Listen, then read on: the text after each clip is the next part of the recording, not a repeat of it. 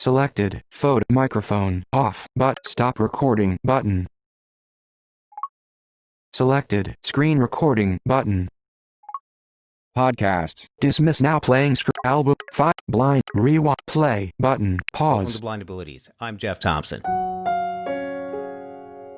Today in the studio, we got Joe Quirk. How are you doing, Joe? Pretty good, Jeff. How are you? I'm doing great. I want to thank you for taking the time to come on to Blind Abilities and talk to all the listeners. Well, it's my second time on your show now. I'm becoming a celebrity on your podcast. There you go. A regular. Regular, yeah. Pull up a chair right next to me here. Right on.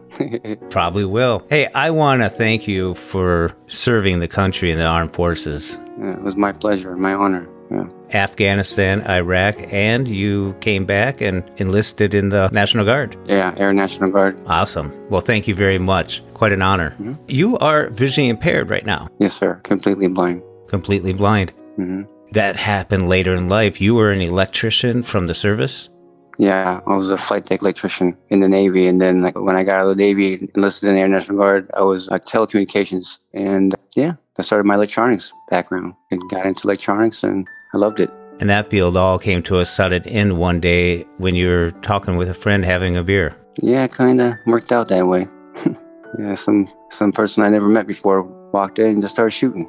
Killed my friend instantly, and I had just enough time to turn my head and say, "What the?" before I got shot too in the head. And for some reason, I'm still here. God gave me a second chance. Second chance, and you're taking full advantage of that. Oh, hell yeah. You ended up at the VA Hines to get some blindness training. Well, yeah, I learned how to be a blind person and, use the cane and do my laundry and cook food and, use a computer again. And they have woodworking. I learned how to do the ABCs in Braille.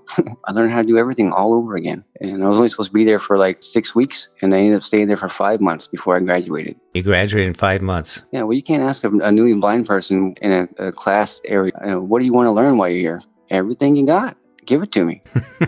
5 months later, I kind of felt like I was independent enough to take care of myself. And what was it like to walk out of the doors there with the knowledge that you did have with blindness? Well, as a grown man, I cried like a baby because I was proud of myself. I had achieved something. When I got shot, I thought my life was over. Don't give up. You can do it. That's what got me through all that stuff. And no matter how hard it got, I wanted to learn more. So I never gave up. And the support system at the school at Hines was amazing. The instructors were very supportive and motivational, and they won't let you fail either. If you don't get it, let's figure out a way to get it. I felt like I could do anything, and I am doing it. I'm doing things now that I never thought I'd ever do. While you were there, you started a book. Yeah, The Mogul. The Mogul. Hotel and Casino. Yeah, it's a short book, but it's a good read. So you never wrote a book before you went blind? No, when I was in 5th grade, I won first place in the Kern County Creative Writing Contest. I was just goofing around, and I wrote a short story about what my family means to me. It was for Thanksgiving. I didn't know it was a contest. I thought it was just classwork. Or, my teacher submitted all of our papers to the county, and the county sent me an invitation to say, "Hey, you won first prize in the creative writing." And I was like, "What?" Oh, wow. That's kind of when I first realized I had potential, I guess, but I never really pursued it. Growing up, I wrote poetry and that kind of stuff, and I wrote music because I play guitar, so I try to write songs and stuff like that, but I never try to write a book. Sounds like you like to be creative. Yeah, that's kind of who I am, But going to the Hines, you're there, you're just starting to learn, and I believe it was on a Mac, you learned how to use a screen reader, and you decide, well, here's a good time to write a book. It didn't start out that way. I was still learning the keyboard, memorizing where everything's at, trying to learn how to the command control to scroll around, and I had to learn how to open my email all over again and open up links and that kind of stuff. I learned how to do it. So one day I'm in Pages, and my instructor, I was just practicing. She was telling me, "All right, spell this. Okay, spell this. Okay, So I'm just typing, and then she said, "Hey Joe, I got to go for about 10 minutes. Why don't you just?" She's like, "Well, just." She's like, you're a creative guy. She said, "You used to write music or something." She's like, "Well, just let your imagination go. I'll be back in 10 minutes." And then about 18 months later, I'm a published author. That's how it started.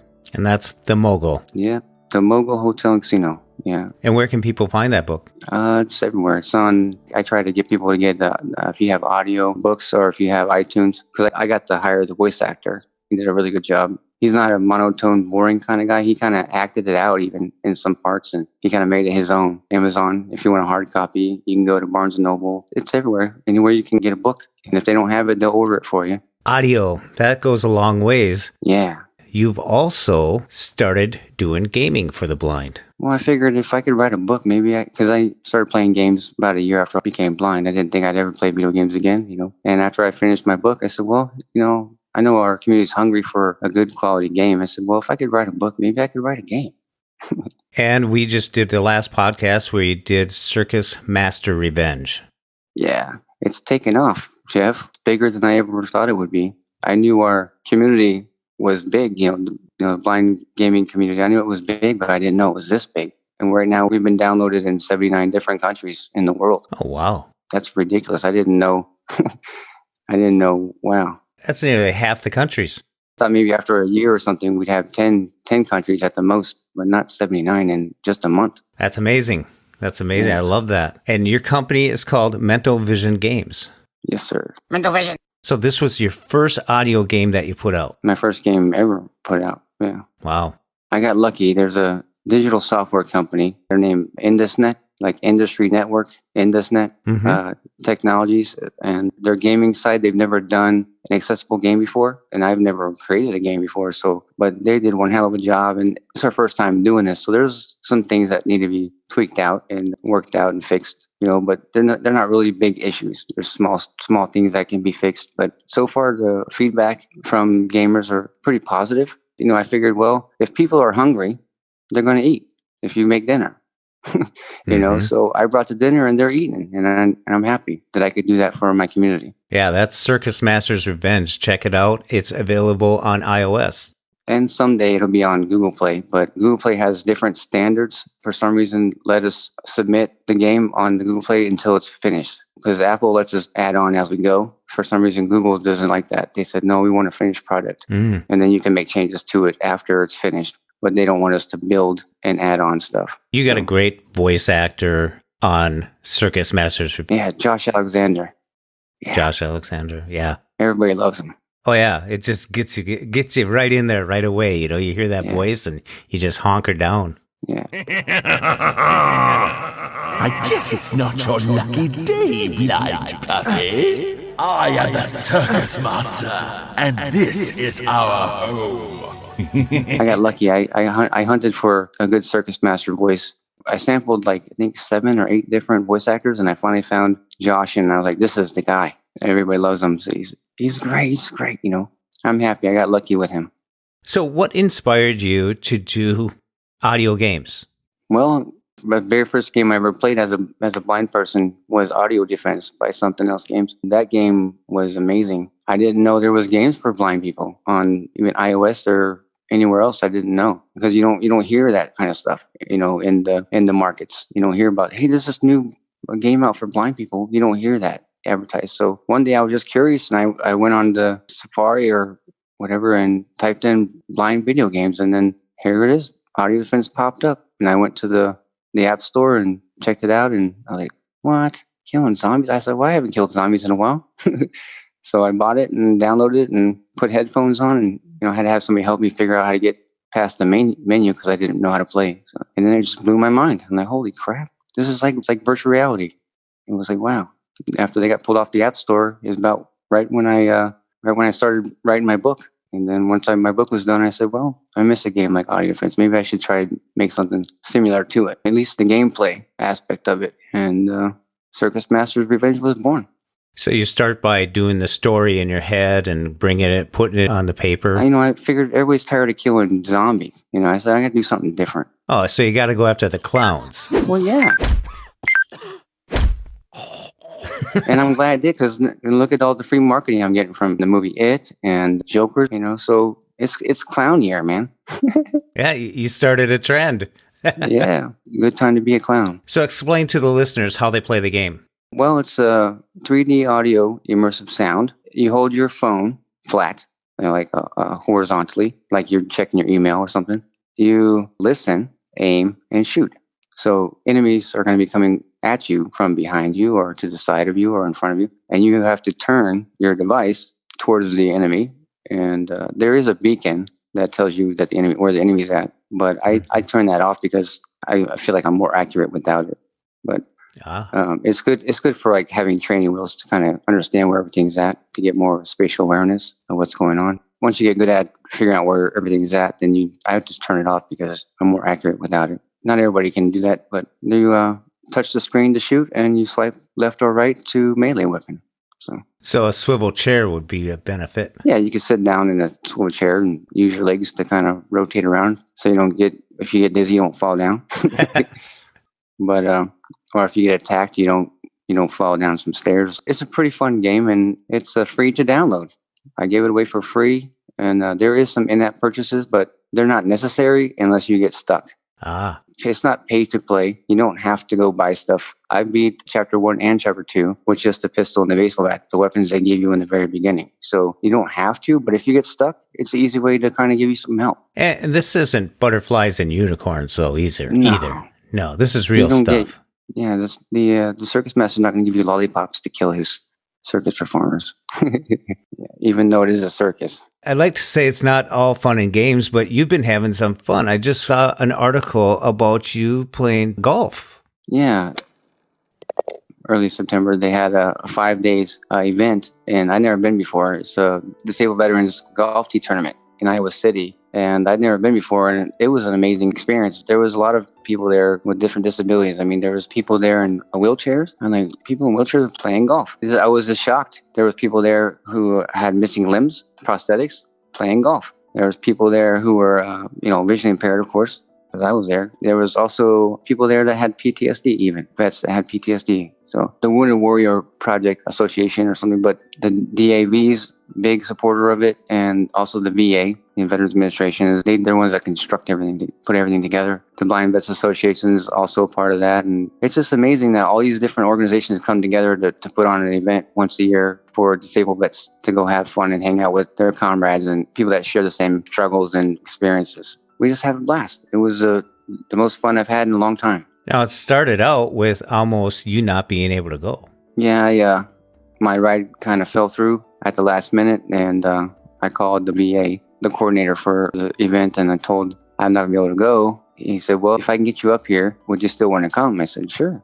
So I can't fly on an airplane because of my traumatic brain injury from being shot. So I'm not supposed to get above 10,000 feet or I can have an aneurysm, and I don't want to risk that. So I have to drive everywhere I go. And it's like a 5.5 hour drive from where I live to Iowa City. So, I said, sure. So he got a hold of the DAV, and the DAV, because there were some volunteers for the DAV that were going up there to volunteer, help vets play golf and stuff. And on their way through, they picked me up and I got to go. Oh, that's awesome.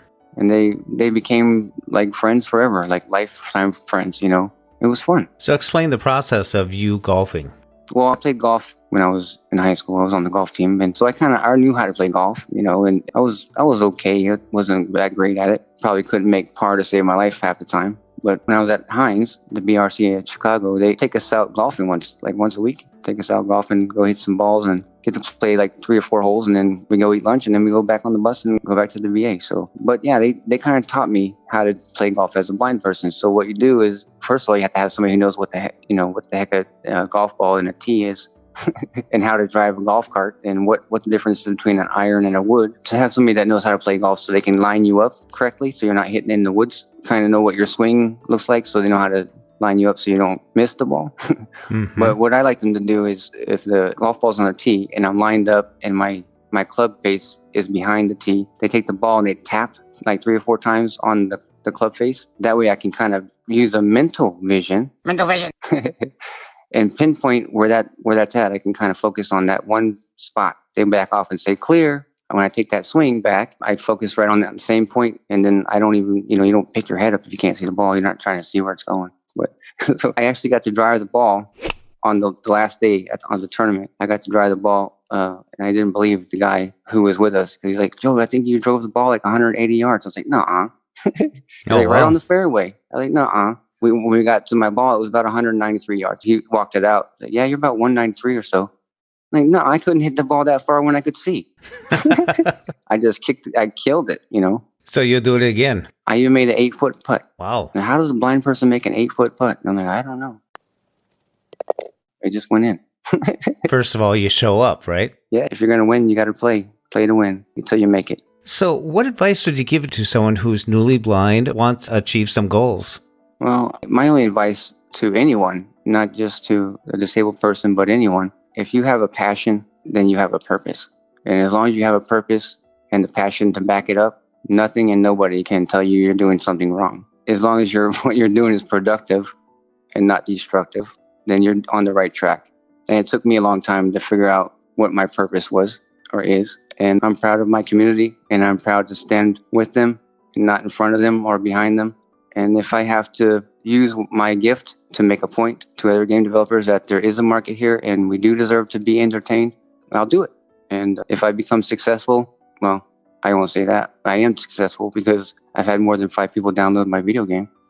That's a good start. But if I had to say anything, just don't give up. Things get hard, things get difficult, things get stressful. But as long as you have a passion, then it'll all be worth it when you see the ending result. Mm-hmm. And failure should not be an option. You know, I first met you when you're just about finishing up your Circus Masters Revenge game, and I thought, The first part of it. finishing up the very beginning before it was out. Yeah. I was thinking, okay, here's this guy spending his time doing that. But then after I started reading more about you and hearing more about you, peeling the onion back, looking at who is this guy? And, you served in the armed forces, you electrician, you went through a very traumatic situation and you rebounded and you're starting to do things that you never thought you'd even do. And it's just another adventure and you're still you. Yeah. I'm a better me. I tell people that I'm a better version of myself than I was when I had sight, because I don't take things for granted anymore. When you're a sighted person and you have all your senses and you go through life so fast, everything has to be right now, and with a disability, you have to learn how to be patient.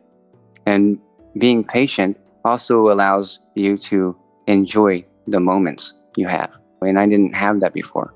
It was always now, got to do it now, got to get this done, got to do that, got to run.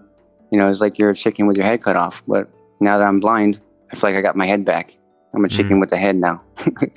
I can enjoy my life. I enjoy life more. I enjoy people more. I enjoy what I'm doing. I feel stronger as a person. That's great. What can people expect more from Circus Masters Revenge? Well, like you said, we just wrapped up chapter 3. The voice actor, he did his stuff, and Josh, he did an amazing job. But we just started, actually, my team just started with all getting the characters and the sounds and all this other stuff for the enemies and the weapon designing and all that stuff. Because I just tell them what I want, and this is what it's supposed to do, and they make it happen. So I'm the brainchild, and they're the wizards behind the curtain. So what's it like for you to all of a sudden download it onto your, they'll probably give you a demo to put on your phone, and all of a sudden there you are taking something that was a thought bubble at one point. Yeah.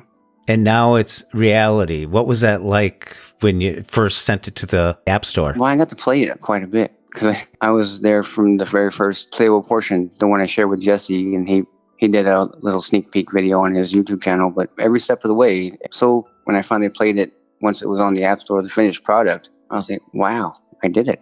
And that's Jesse Anderson from Illegally Sighted. Yeah. I called Jesse and I said, we did it, man. He said, no, I didn't do that. I said, shut up, Jesse. You helped a lot more than you think you did. And I said, thank you. I said, we did it, man. He's like, okay. Teamwork. Yeah, but I didn't mean we as in me and him. I mean, we as in our community. We did it. Not me. That's great, because as we were talking before, you mentioned that there weren't too many games out there for the community. Well, not action games. I mean, there's Blindfold series. They have a lot of, games like puzzles and card games and stuff, and they're fun to play, slot machines and stuff like that. I think they even have a dog game now, but you can't play those things every day. You need variety, right? And some people like action games, and if you're sitting at your cousin's house or your friend's house and they're sighted and they jump on the PlayStation or Xbox and they're playing like Call of Duty or something, and you're listening to what they're playing and you're like, man, I wish I could play something like that. Well, here it is, Circus Master Revenge. If I'm able to, once CMR is completed and we're done. If I'm able to afford to start a new game, I will. But if not, then I'll find something else to do. I'll find a different path. I'll still have my same passion and I'll still have the same purpose, but I'll have a different project. So keep moving forward. We'll see. Hopefully, CMR is successful and I'm able to. I'm not going to use any of the money that I make off of the App Store. It's going to go to the development team to pay them, and then once CMR is done and making money, then it's going to hopefully I'll be able to roll it over to a new project, a new game, an even better one. It sounds like you're always moving forward. You're going from one thing to the next and seeking out your passions. That's awesome. If you're not moving forward, you might as well be 6 feet in the ground. There you go. We've been talking to Joe Quirk, veteran from the Navy, National Guard, electrician, an author, and game developer. Joe, I really want to thank you for coming on The Blind Abilities and sharing your story, and thanks for the games.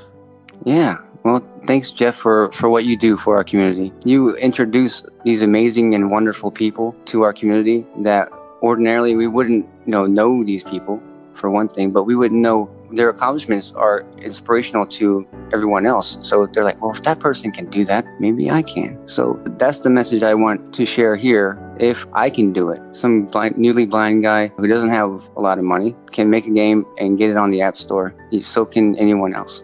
As long as you believe that you can do it, you can send me an email if you want to, and I'll try to help you, walk you through the process, and I'll give you to the contacts to IndusNet Technologies, and you guys can work it out. And if you have a dream to make an app or a video game, don't do it for yourself. You don't want to make a product just because you want it. You want to make a product because people in your community or people that you know need it or want it. There has to be a market for it before you make a product. Joe, how can people get a hold of you? I'm on Twitter, JFQuark3, and I have Mental Vision Games on Facebook and mentalvision.info@gmail.com if you want to email me. And I'm not giving you my phone number, so. Well, no, we're going to have you trace your house key too. Yeah, but yeah, that's how you guys can reach me if they want to. I'm pretty accessible to reach. I care enough to not blow people off. And if I don't know the answers, I'll find it for you, or I'll lead you to the right person. I'll say, call Jeff. He knows all kinds of stuff. There you go. Well, thank you, Joe. It's been a pleasure having you on. Oh, yeah. Well, hopefully I'll, in a year or so, I'll come back on with a new thing. I'm sure you will. All right, Jeff. Thanks for being a good friend, and thanks for what you're doing, because you're helping more people than you realize. Yeah, thank you. And I'll edit this up and I'll put some sounds in here. I get to use some golf shots, don't I? and the ball going in the cup.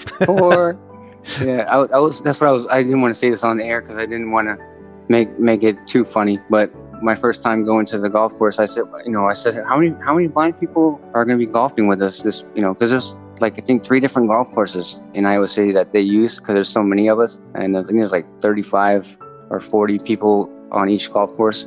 Yeah, so I was like, well, you got 20 or 30 blind people hitting golf balls at the same time.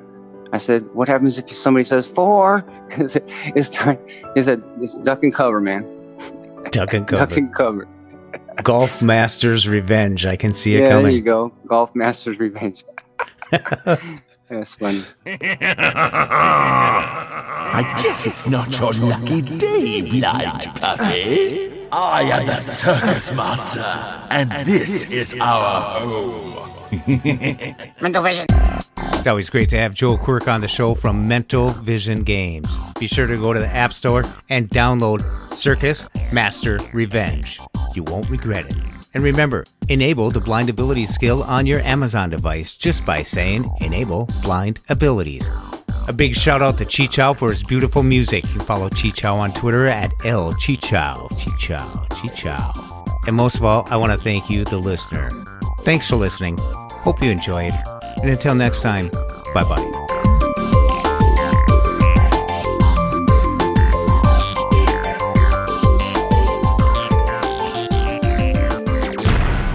When we share what we see through each other's eyes, we can then begin to bridge the gap between the limited expectations and the realities of blind abilities. The realities of blind abilities. Blind abilities. For more podcasts with a blindness perspective, check us out on the web at www.blindabilities.com, on Twitter at blindabilities, download our app from the App Store, blindabilities, that's 2 words, or send us an email at info@blindabilities.com. Thanks for listening. Dismiss now playing screen, but library, back 2:29 p.m. Status bar item, library, back button. Screen recording in progress, button, status bar item.